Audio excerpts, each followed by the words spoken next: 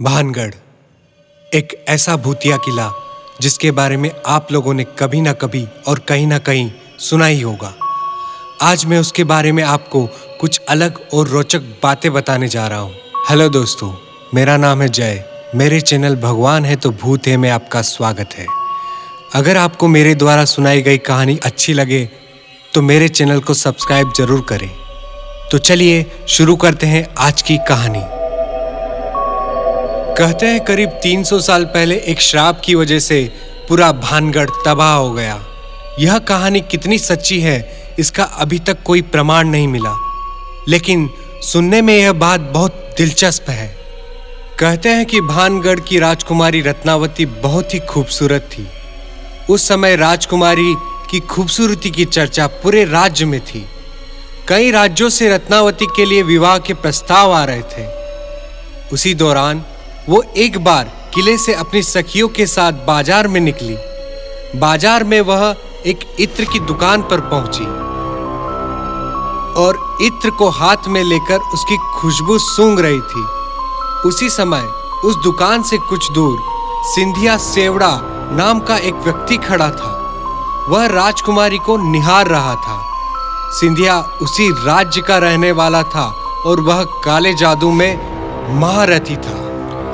कथित रूप से राजकुमारी के रूप को देख तांत्रिक मोहित हो गया और राजकुमारी से प्रेम करने लगा और राजकुमारी को हासिल करने के बारे में सोचने लगा, लेकिन रत्नावती ने कभी उसे पलटकर नहीं देखा।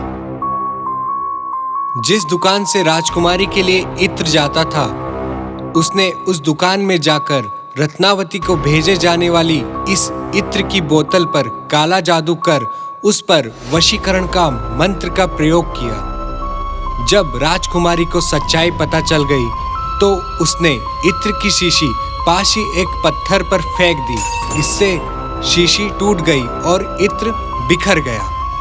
काला जादू होने के कारण पत्थर सिंधु सेवड़ा के पीछे हो लिया और उसे कुचल डाला।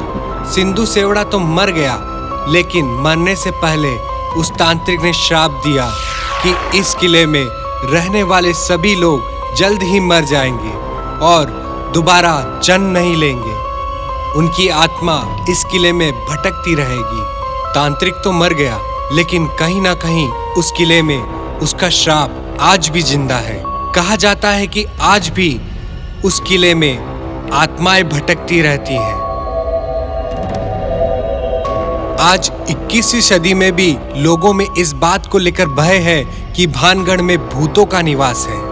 बहुत सी ऐसी घटनाएं हो चुकी हैं जहां लोग रात के वक्त किले में गए हैं और दोबारा कभी नहीं लौटे। भारतीय पुरातत्व सर्वेक्षण को खुदाई के बाद सबूत मिले हैं कि यह शहर एक प्राचीन ऐतिहासिक स्थल रहा था। अब किला भारत सरकार की देखरेख में आता है। किले के चारों तरफ आर्कियोलॉजिकल सर्वे ऑफ इंडिया की टीम मौजूद रहती है, जिसने सूर्यास्त के बाद किसी के भी यहाँ रुकने को प्रतिबंधित कर रखा है। भानगढ़ किले के बारे में कुछ रोचक तथ्य और भी है। कहा जाता है कि भानगढ़ के किले के गलियारों में इंसानी आवाजें सुनाई देती हैं। दिन में मंदिर में किसी अदृश्य शक्ति का वास है। नर्तकियों की हवेली से घुंघरू की आवाज सुनाई देती है। राजा के तहखाने में प्रवेश करने वाला परलोक सिधार जाता है। दरबार में राजा आज भी फैसले सुनाता है और गांव में कुएं पर लोग पानी भरने आते हैं। इस किले में सूर्यास्त के बाद प्रवेश की मनाही है।